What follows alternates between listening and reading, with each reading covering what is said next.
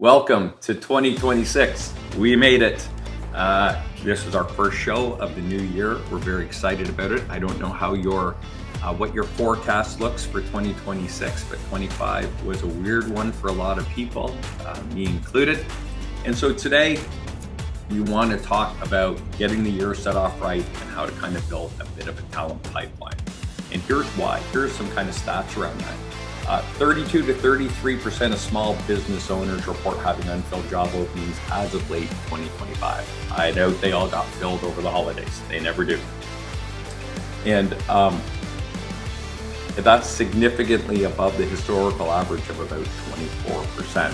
So even though the market is softening at this current moment, there might be more people on the market hiring. People are still struggling to hire those right people.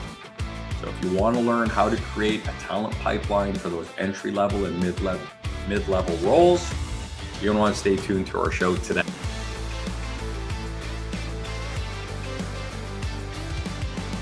Welcome to the KeyHire Small Business Podcast. I'm your host, Corey Harlock, creator of KeyHire, where we help small business grow with our talent. Before we get into the show today, just a couple quick hits for you. If you're watching us or listening to us, just make sure you hit that like, subscribe, follow button. We do this show for small business owners. It's a labor of love for us, and we love doing the show, and we're happy to put it out there in the world for you. And if you could just help us out, do us a small favor and subscribe or share so those algorithms throw the show out there more and other people hear about us. We would be greatly indebted and appreciative of that.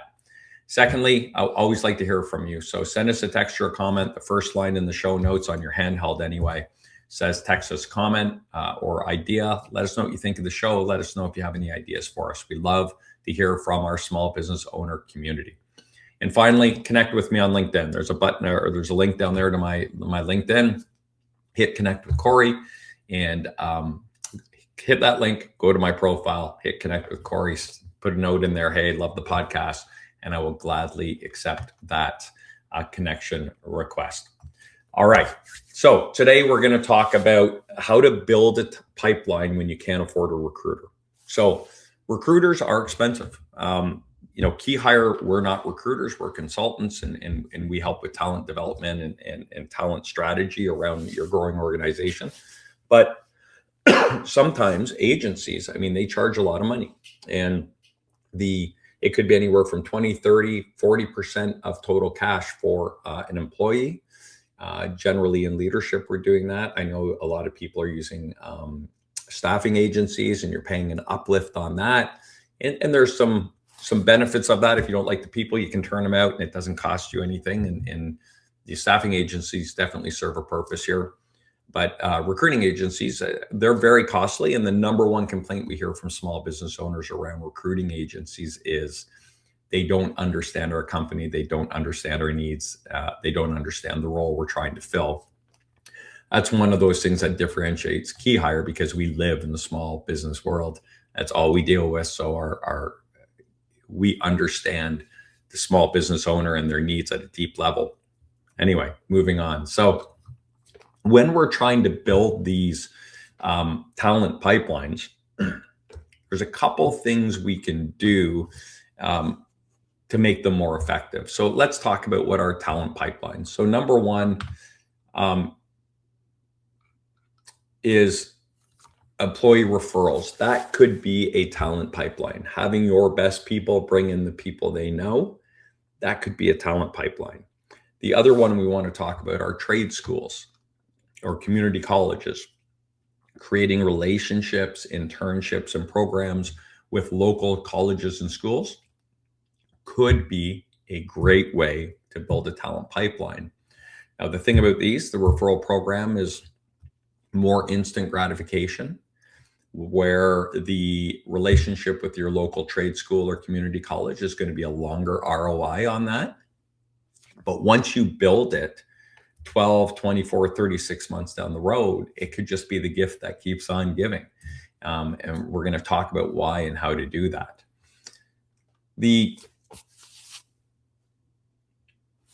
we want to build talent pipelines, and we want to nurture these pipelines, and we want to treat people with respect. That's one thing we always talk about when it comes to hiring people. When we get people to the finish line, it's always amazed me how back in the day we'd get down to our final 2 candidates, and then we determine this is the one, after a long deliberation, we would determine this is the person we want to go after. And if they, for whatever reason, couldn't push that one across the line, you would always go back and say, well, what about our second person? No, that's not the person we want. We were in love with number one when 48 hours ago, we had a hard time making that decision. And so we always want to be thinking about keeping people in the mix, keeping them warm, treating them with respect. We did a show a couple episodes back, and Matt, maybe you can find out what episode it was, but we did the boomerang candidates about how when people resign, treat them with respect, wish them well, make that transition easy for them. Because if something happens down the road and they want to come back, you can welcome them back with open arms because you kept that relationship intact versus walking them out the door, being upset with them and burning that bridge. So when we look at these different programs, employee referrals. So they say the ROI on an employee referral program is about 3,000%, which means referral hires generally cost a lot less to bring on board, and they last a lot longer. So the stat here is the retention rate for them is about 42% versus 32% non-referral. And someone who comes in through a referral will generally stay much longer than someone who doesn't. And if you kind of look at the what's going on behind the scene, they're coming in, they already know one, probably two, maybe 2 or 3 people. They've gone out with the crew before. So they're familiar with some people. They understand your culture. They understand your business. Maybe when they're doing their job, if they have a question, because they have some familiarity with some of these people, they're not afraid to go ask them because, hey, I know them and they know I'm new here, and I don't have to walk up to a stranger and ask for help, or I don't have to put myself in a situation where I don't know what I don't want to look like I don't know what I'm doing here. So these are kind of small, just like nuances behind the scene that would help these people be more successful. On the other side, when we do referrals, we definitely want to look at all of them, but we really want to focus on the referrals that our best people make. When our best people are making referrals, that generally means they're very happy where they are and they plan on sticking around. People aren't going to refer their friend or their relative or an associate into your business if they have one foot out the door, because those conversations are probably going to be, yeah, you don't want to work there. I'm trying to get out myself. So when they bring people in, that's an indication of a happy employee. But on the other side of that, we want to focus on our best employees, because those employees who do their job as good or a little better than asked, and are looking for and desire accountability in the workplace, they're going to refer, and they probably hang out with people that are like-minded, probably have that same process and probably enjoy that same kind of work and atmosphere. So we always want to focus on our best people and the people they're bringing in. We're going to talk a bit about the do's and don'ts of referral programs as we get going here. So referrals reduce your cost to hire. They generally work better within your organization. They do better work, and they stick around longer. So important points to know. When we look at trade schools, there's 90% of apprenticeship completers stay with employers 5 years later than someone who didn't come through an apprentice program. That's pretty cool. If you could get someone to stay around 5 years longer than your average, that's a pretty good step. And 86% of employers say high school internship programs strengthen their talent pipeline. That's a pretty cool stat. And 77% of employers use interns to build pipeline for entry-level positions. And that's exactly where we would use that, right? Someone coming fresh out of school, they have the potential. We've gone through this in previous episodes, the difference between potential and experience, right? When we're hiring someone for potential, it means it's a long-term ROI. It's going to take a while to get them up to speed and be a producer, but they have the education. Maybe they have the education, they have some of the background, but they're really good. They really fit our culture really well, and they have really, they want to be held accountable. They have the potential to be an A player within our business. And just a quick aside here, Matt got back to me. So episode 66 was the impact of your candidate experience and employer branding on recruiting. That was back on July 16th of 2025. So you can check that show out when we were talking about the boomerang. I think there was a boomerang one too, Matt, about the boomerang employees. Anyway, we were just talking about, that's referring back to treating your people well, even when they're exiting your business. So the internships, again, we're focused on potential, not experience. So we don't hire people out of school into senior level or leadership roles because they just don't have that experience or capacity. We bring them into entry level roles. Now, if they are in our internship and say they're in a 2-year program, and in their first year, they intern with you for the summer and they get, 2, 3, 4 months of experience with you. And maybe they work part-time while they're in school their second year. And then when they graduate, they come on with you full-time. They're going to be further ahead, and you're going to be able to do that at a reduced price. So it's almost like no frills training, because they're on you're not obligated to hire them. So when you bring them in and you kind of give them that summer, if they do a great job, you can offer them some part-time work during the year, ramp them up. So then when school is done, they join your company and they're going to have immediate ROI in that entry level role. They're going to know where the bathrooms are. They're going to know how to work the machine or log into the computer, whatever it might be, but they're going to be ready to go. And it's just a really easy, though long. You have to be very patient with this. And I know as small business owners, patience, we're often not long on patience. But if we invest in them this time, when it comes time for them to come back to the company and be a full W-2 employee making a full wage, they're going to be much more productive right from day one, right? There's no training. They've been through the training, the onboarding, all that good stuff. They already have all their information. They're already ready to go. So those are kind of the 2 pipelines we want to talk about today. And this combined approach, if we ramp up our referral program and we get an internship program going, or a couple strategic relationships with some local colleges or trade schools, we can start filling roles much, much more quickly. The internships can actually fill roles before they're available. You'll have people in waiting. And if you have needs coming up and you start, talking about this referral programs or going to your top people and asking them, do you know anyone who might be looking? That's going to help you generate interest a little more quickly. So let's talk about some mistakes that you might make when you're looking at creating your own pipeline.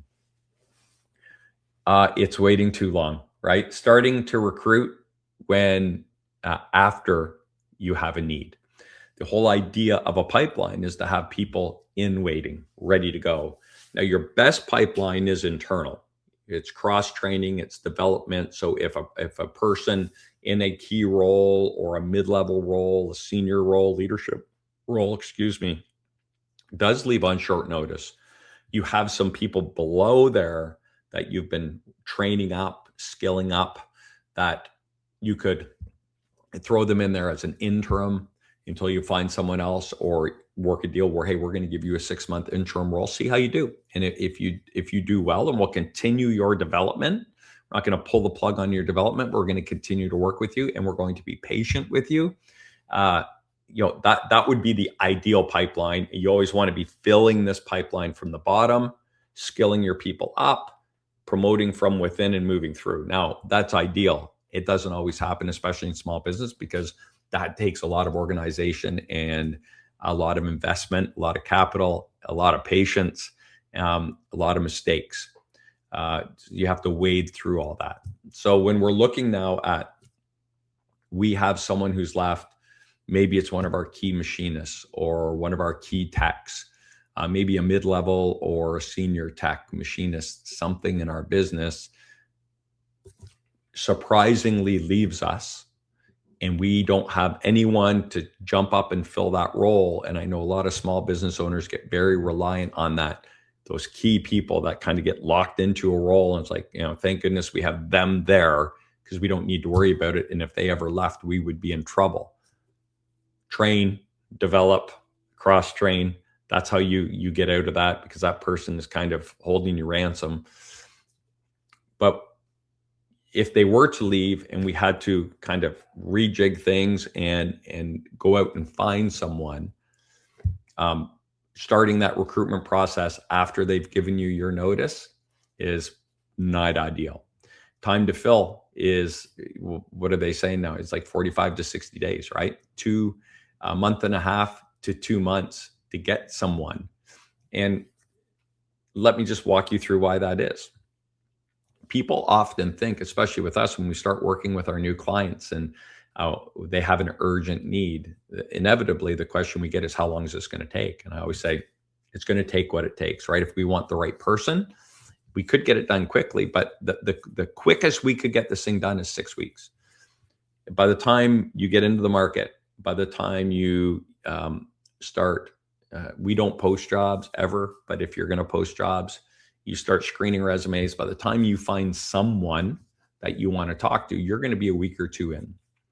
I'm going to guess your interview process, let's say it's 2 weeks. Let's call it 1 week. It's a 1 week interview process. So 2 weeks to generate someone. You call them up, you start the interview process. So by the time you call them, you get them in for the interview. You offer them a job and you sign the offer. Let's call that 2 weeks. So we're 4 weeks in now. Now they have to give 2 weeks notice. Now we're 6 weeks in. So if everything goes right and bangs along, a real quick time to fill is 6 weeks. And what I know of most small business owners, and the stats back this up, they're way past that. Large companies are way past that just because the market's so tight. So starting to recruit when someone resigns means some pain, at least 6, 8, 10 weeks, unless you make mistake number 2 and you hire to hire, warm body syndrome. We never just want to hire someone that's almost good enough. We'll see how they do, because ultimately, how often have they done okay?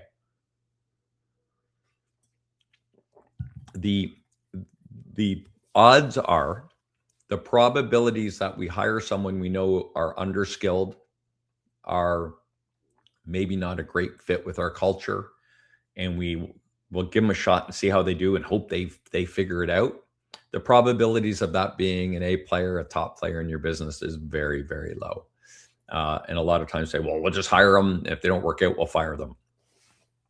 I personally, and KeyHire, we have a very strong objection to that mentality. If we're going to take someone through the hiring process, we're hiring human beings here. And this will help you in the long term, because your reputation is your best sales tool.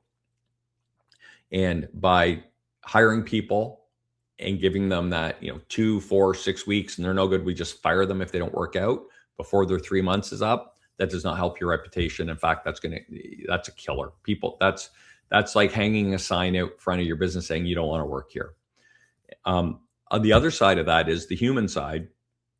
These are people with potentially who have families, who have mortgages, who have bills, who have a vacation planned, and taking them out of a job where they're being relatively successful and maybe they're a little unhappy, to put them in a position where they're probably going to fire, and your attitude is, if they don't work out, we'll just fire.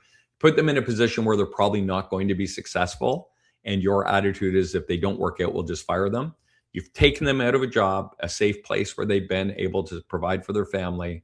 You've put them in a very risky situation where the probability is they're going to be out of work. And that's not cool. And it's not fair to you. It's not fair to that person. So we always, whenever we go through the hiring process, our mandate is, we are hiring this right person and they're going to be a long-term hire. We do not take flyers. We maximize probability of getting this right. So we can have a long, happy, and successful relationship, and everyone can get whatever they want out of this deal. So that's just a total aside, and that's kind of the KeyHire philosophy. But Please do not hire people with the intent of we'll just fire them if they don't work out.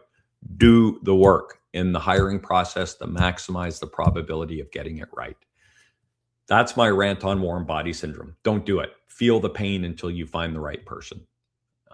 Okay, so the next mistake you can make is underutilizing your program, right? Underutilizing your referral program. How many people in your business know you have a referral program? If I were to walk into your business today and say, do you guys have a referral program? How many of your people are going to go, yep. And if I say, great, how does it work? How many of them are going to be able to tell me how it works? Too many companies will put a referral program in place. They undervalue it, meaning underfund it, let's say. They underfund that program. So if you're going to hire a recruiter to fill this role and they were going to charge you, let's use a mid number, 25 to 30%. Let's say this is a $60,000 position.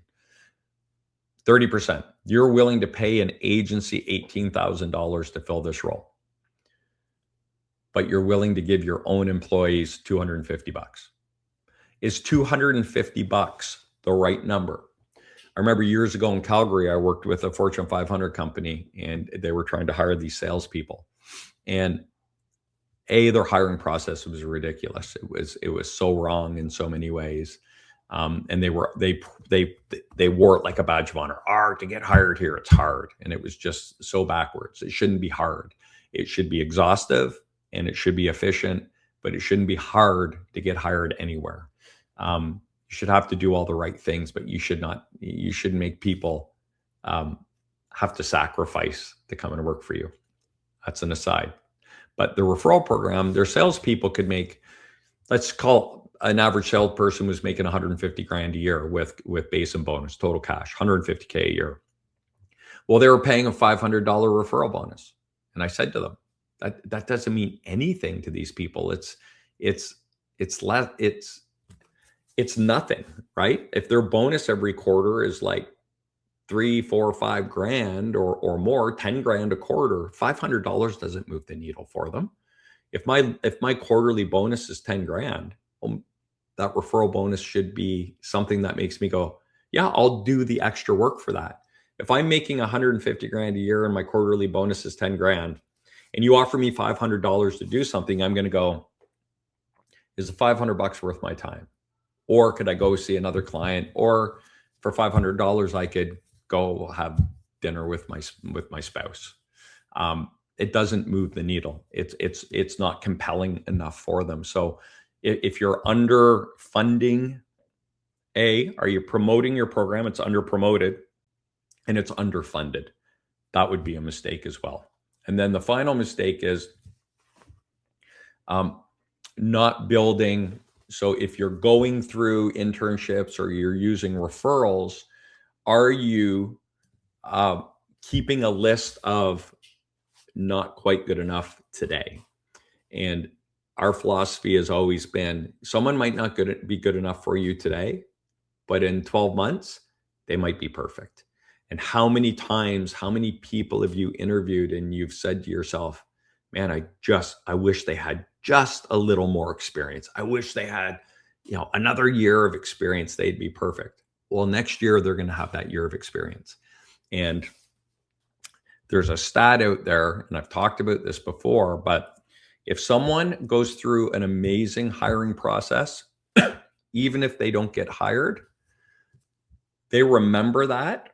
And the chances of them reapplying or referring you or saying to people, hey, that's a great company. I applied, they didn't hire me. I wish they did, but the process was amazing. Yeah, I would definitely apply to them.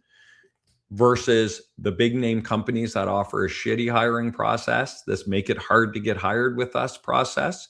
Those people, not only will they tell everyone they know, don't ever go work for these guys, they're impossible, but they'll tell everyone they know and they themselves will stop using your service.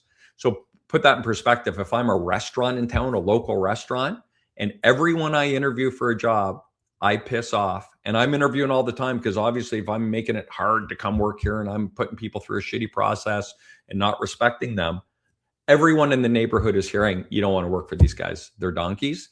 And they're probably going to stop utilizing coming to your establishment. Funny how that works. Have you ever seen establishments that are always just empty? Yeah, apply there and see how that interview process goes, right? The best people don't want to work there. It's not busy, they're not making money, and they probably don't treat their people very well. So these people there's clear misses, people that in 10 years won't be a fit for your business. That's not who we're talking about. Who I'm talking about are those people when you say, so close, or they're just missing this. Keep a list, keep an Excel spreadsheet. You have their information. Have your EA or someone in your business check in with them every 6 months and say, hey, how are you doing? I still remember when you came in for interview and, we talked about you just missed this little piece of experience. How's it going? Have you gotten that experience? I've done that with candidates before where I've said, we are so close here in your current job. We would love to hire you next year. So in your current job, go in and ask them and say, hey, I want to get on projects or I want to take on specific things to get this specific experience. And if in a year we reconnect and you say, yep, for the last 8 months, I've been working on this. Now we have a match. Now you have what we need. You've gotten over that 80% threshold to say you're an 80%er. You have almost everything we're looking for. What you don't have, we can help you with. But that one missing piece, that 8 months of experience could have put them at a 65 or a 70%. And that's not a high enough threshold to bring them in and invest in them. So keep a list of those just missed by a little bit, just missing a little something, so we can keep in touch with them. Because I will tell you, if you have a list of 10 or 12 people and someone were to resign and you went to those 10 or 12 people and say, hey, I know it's been, I know you came in last year and I know we've sent a couple messages out to you. I've been thinking about you. We just had a role come open. Would you be interested? And if they come back after that year and they have everything you've been looking for, that's easy. That's great. So that's a mistake is just, if they're a no, don't just make them a no. No's come in lots of different categories. There's the hell no's. There's the, yeah, not right for our business. And then there's the, oh man, so close. I wish you had. Those are the people we want to keep in touch with. And it's not a big deal. It's an email, 4 emails a year, just checking in on them. And you'll be shocked by the response you'll get. If you send them an email, they will email you back. And guess what else they're going to do out in the community? They're going to say, oh man, I applied for these guys. And they told me I was just missing it by a little bit. They told me exactly what to do to go out, what experience to get so I could come and work for them. And the owner sends me an email like every 3 months just to check in and see how I am. How do you think that affects your reputation and your ability to hire good people? It can't hurt, and it will definitely help. Reputation is your best recruiting tool. Okay, let's roll into the next thing. So what can we do? Let's talk about referral programs. Here's what you can do with your referral program. A, fund it correctly. I mentioned earlier, if it was an $80,000 role and it was a 20% commission, you're going to pay $16,000 to a recruiter, someone you don't know, someone who doesn't know your business, someone you have barely a relationship with. And you have one of your best employees in your company who brings you someone amazing. You're going to pay the person you don't know 16 grand. You're going to pay the person you do know $500. Doesn't make sense. Make the referral program meaningful. Make it big. And here's what I hear a business owner saying in the background somewhere right now. Yeah, but what if they don't work out? No, I'm out that money. I don't have a guarantee. Got it. I hear you. So there's a strategic way to build this program. Let's say you make that program a $2,500 referral. Would that be meaningful to some of your senior techs or shop workers or administrators or office people? If I'm making 80 grand a year, and let's say I'm getting a bonus at the end of the year, I get 10%, I get 8 grand. And I refer someone and you give me $2,500, now it's meaningful. That's a meaning that can impact me. Maybe it's a couple mortgage payments. Maybe it's a vacation for my family, a weekend away. Maybe it's a new down payment on a new car. I don't know. Whatever it is, but it's meaningful money. But here's how you flush it out. You say to them, great. So on day one, I'm going to give you $1,000. After 3 months, when they make it, I'm going to give you $750. And after 6 months, I'm going to give you another $750. So if at any point in there, and we don't claw these back, but if any point in there that person doesn't work out or they leave before one of those deadlines hit, they just lose the rest of that bonus ability, right? So you let them know. So that's number one. We made it meaningful, but we've also kind of insulated and made it safe for the business owner. Here's the most important thing you can do. Have you ever seen when someone wins the lottery or they give a donation and they're on TV and they're holding up one of those big old ridiculous checks? You do. We all remember that because we go, man, look at that big ridiculous looking check. But here's what I want you to do. Whenever you pay a retention or a referral bonus, you have a staff meeting, whether at lunch or in the afternoon, you call everyone together. Maybe it's your quarterly meeting. And you put a section in that meeting to recognize people that have done good things for the company. And anyone who's made a referral, you pay them their referral in front of the entire company, and you get them one of those big old goofy, ridiculous looking checks.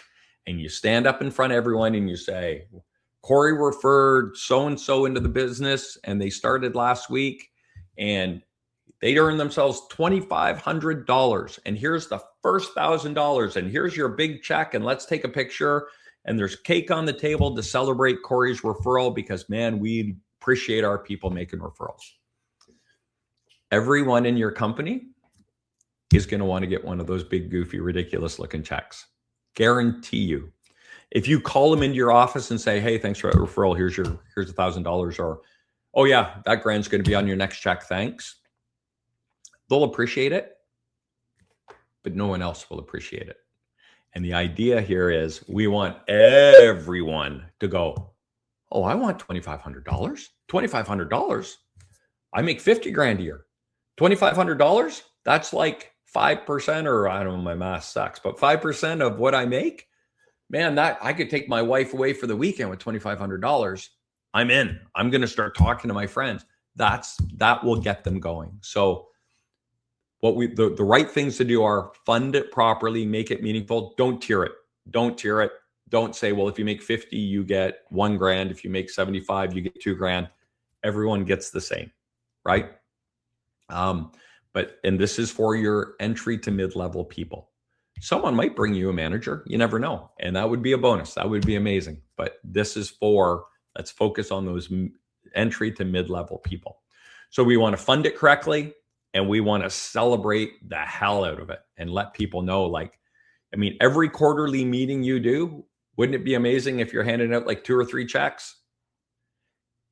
Or you could sign a check to $18,000 every quarter to some anonymous agency who guarantees their people for 30 days and they quit and you're out your money. I would invest all of this in my best people 100% of the time. So that's how you properly use a referral program. Make it big, post it, put it everywhere. We did an episode on simple, easy training way back when, and he talked about QR code it. Do a flyer up and give it a QR code and stick it everywhere saying, learn about our referral program. They scan that. There's a breakdown of how it works, whatever it is, but get it out everywhere. Your people are your best recruiters and your reputation is your best recruiting tool. Okay. Referral programs. Now let's talk about internships. To get this started, go to your local trade school or community college that has a course that is close to what you do. Now, some businesses, they might be training the exact people refrigeration, and you have a refrigeration repair company. That's easy. That's a no-brainer. But if we're in manufacturing or security techs or whatever it is, unfortunately, and if anyone wants to reach out to me to start a school to train security techs, let me know, because there's a lot of money to be made there because people are dying for security techs. But if you get someone in electronics or low voltage or whatever, they're close. They're giving them the fundamental skills that you need. Start internships with them. If it's a 2-year program, you say to that school, we're going to take 4 people every year. Every summer, we're taking 4 people.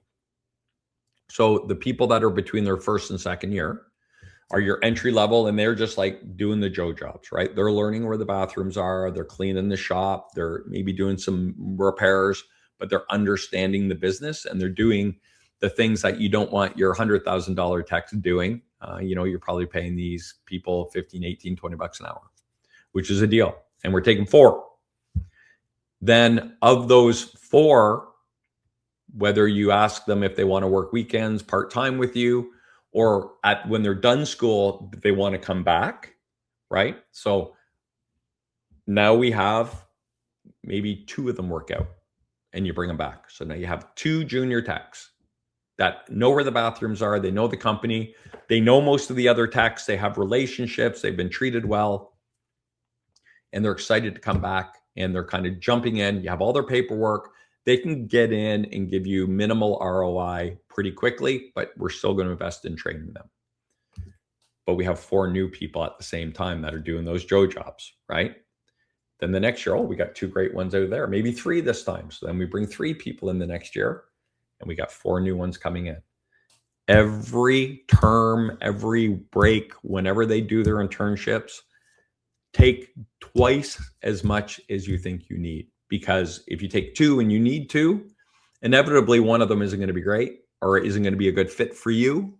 Maybe both of them won't. Maybe both of them will, but let's maximize probabilities. If I need 2 and I bring 4 and then I have 3 great ones, how often have you been in the spot where you're like, well, heck, I'll take all 3 and I'll actually have a little bench here, versus I really need 2 people, and one of these interns might make it, the other one's not going to.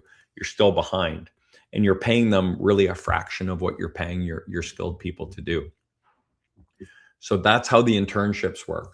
Bring them in. Don't bring them in and expect them to be techs. Bring them in and get them to do low-level, entry-level work on their first term.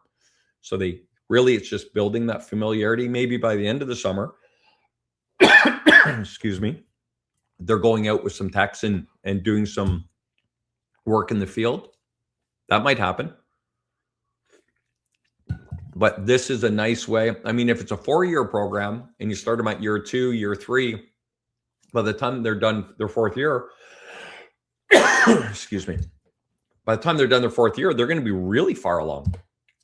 So depending where you are, but this doesn't take a lot of work. Call the school. Ask if they have a trade show where you can set up a booth and talk to students. Work with them to set up the internship program. It's not that hard to do. You probably have some people that can do the paperwork and things for you. The hardest thing to do is to detail what their time with you looks like. And it's got to be detailed, because you are laying out that roadmap for the fundamental skills, base skills you need them to have when they start as a full-time employee. And if you don't do that, shame on you. That's your bad. You have them for 2 or 3 months. And for those 2 or 3 months, all you should be doing is saying, here are those 5 core fundamental skills you're going to need to do to set up doors and cameras, right? To set up surveillance cameras and door access, card access doors.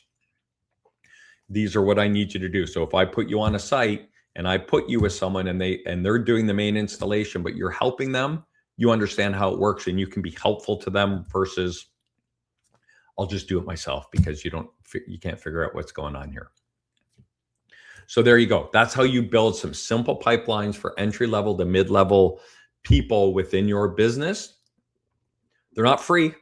They're going to cost you a bit, but if you do them both in conjunction and you do them both correctly, respectfully, You get buy-in from all the people around you, and everyone believes in this program. And when new people start, apprentices start, they're welcomed warmly and professionally, and they're treated with respect. And when someone gets a referral, we're celebrating that, and that referral comes in and they love the environment and they're doing it correctly. This is going to help you fill those bottom and mid-level roles. Then when you combine that with an effective training and cross-training program, if someone were to leave in that mid-level that had a specialty, it's much easier for your business to absorb that and say, that's cool. We have someone who can do that job. They're maybe not as good, but we can support them and continue to train them, but we're not scrambling. We're not in a situation where we can't move them up because we have no one to do their job now, right? We always have those people coming up, and we can always be training up and lifting up. And if we do have people that aren't working out and we need to let them go, we're not, cutting our nose to spite our face. We still have people to do those jobs. If someone does quit unexpectedly or get hurt or is unable to come to work, we have people that can fill in those roles. And that's just peace of mind for you, the small business owner, knowing that you can do it. And also, just a point, as a small business owner, you don't need to go out and do this. You have people that can do this for you.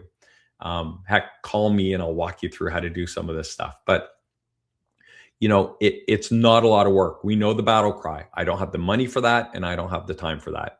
You have the money for this. You're already paying people, and you're already paying fees and retainers or whatever it is out there. And you have the money to bring people in at a reduced rate to do work around your shop and help you out. So we have the time, we have the money. It's not a huge time investment, but the payoff could be meaningful and be very different. So as we go through this year, if the economy does start picking up, middle of next year, middle of 26, it could tighten up again. And you could be even ahead of that game by having these relationships in place. I hope that helps. I hope you got some value out of that. If you have any questions about it, you know how to reach me. Send me a text through the text line. Send me a message through LinkedIn. Go on the website and send us a note. I'll be happy to talk to you and walk you through some of this other stuff. But I think that those are some good points for you. And if you action them, you won't believe the results you're going to get and how it's going to transform the culture and the you're not going to wear people thin, right? People are always going to be like, oh no, we're good. Oh, so-and-so quit. Yeah, but we're good. We have people, right? It's a nice place to be for your employees. All right. Well, 2026, here we go. I hope you guys are planning on having an amazing year. Let us know if there's anything we can do to help you out there. I hope you had a Merry Christmas and a great New Year. We're wishing everyone a healthy, happy, and prosperous 2026 here at the KeyHire Small Business Podcast. And until next time, I'm Corey Harlock. I've been your host. Stop grinding, start growing.